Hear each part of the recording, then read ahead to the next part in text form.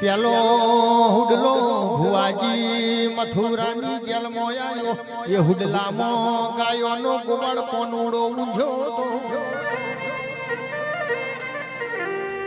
એના ઉપર હાથ મુખી શેષનાગની સોયા હતી ને કોનુડાનો હુડો